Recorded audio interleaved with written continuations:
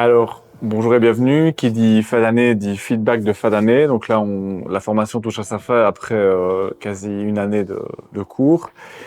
Et donc, on avait eu le premier feedback de Mathieu à chaud après la première semaine et quelques jours de formation. Et donc là, on est sur le deuxième feedback, on va dire, ou sur la suite.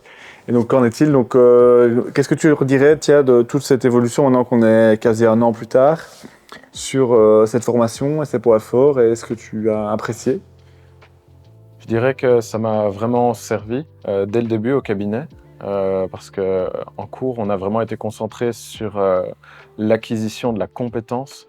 Donc évidemment, on a acquis des connaissances, mais on a vraiment travaillé sur la compétence, son acquisition, donc vraiment techniquement le raisonnement clinique. Et ça a permis directement le lundi de commencer à pratiquer sans avoir à se dire mince, qu'est-ce qui était dans mon cours. Donc en fait, c'était vraiment d'avoir cet acquis en plus. Et ensuite, je me suis vraiment senti plus à l'aise au niveau des développements avec mes patients. Quand ils me posaient des questions, j'arrivais mieux à leur répondre, j'étais plus sûr de moi.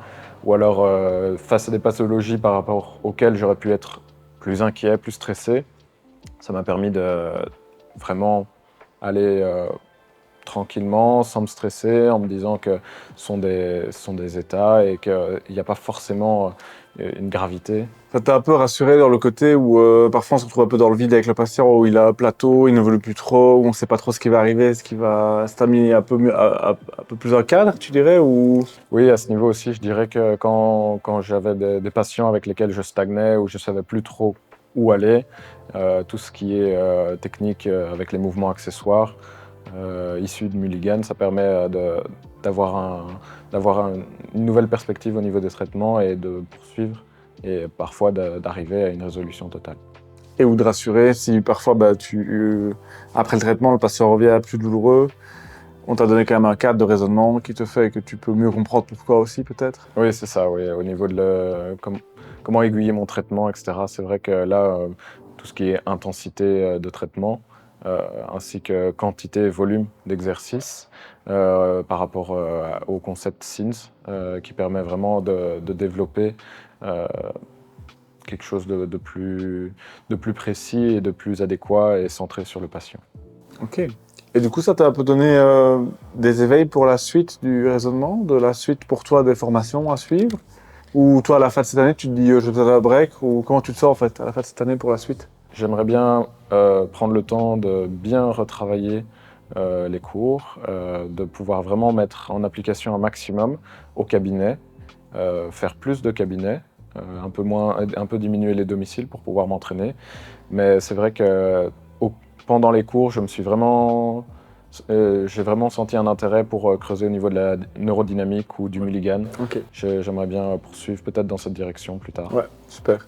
Et si j'en reviens à ce compromis de... Donc tu fais des domiciles, tu as pu appliquer aussi des techniques et des raisonnements qu'on fait ici à domicile? Les techniques, pas vraiment, Ok. mais parce que c'est vraiment c'est inadapté au domicile. Mais par contre, au niveau du raisonnement, Ouais. euh, même ce qui est gestion du volume d'entraînement, etc., Ouais. il y a quand même une application directe où la qualité de ma réflexion a évolué et permet d'avoir un traitement quand même plus intéressant à domicile. Ouais. Parce que c'est quand même important de pouvoir avancer dans ces traitements, même si c'est pas aussi bien qu'en cabinet. Et quand tu parles d'inadapté, c'est quoi qui est vraiment inadapté? C'est le fait de mettre le kiné à domicile ou le fait des techniques qu'on voit ici qui sont peut-être trop comprises pour le cabinet? Ou un peu les deux? Ouais, je dirais que c'est un peu des deux. Il y a comme, mais c'est dans la prise en charge à domicile en général, on a aussi des problèmes moins moins spécifiques, moins Ouais. poussés. Ouais. On est tout de suite aussi dans un cadre plus social Ouais. où on n'a pas tant une rééducation à proprement parler, mais plutôt une prise en charge euh, pour accompagner le patient. Ce sont souvent des traitements chroniques et longs. Donc vraiment au niveau du raisonnement, ça aide pour pas aller dans n'importe quelle direction. Et alors au niveau du reste,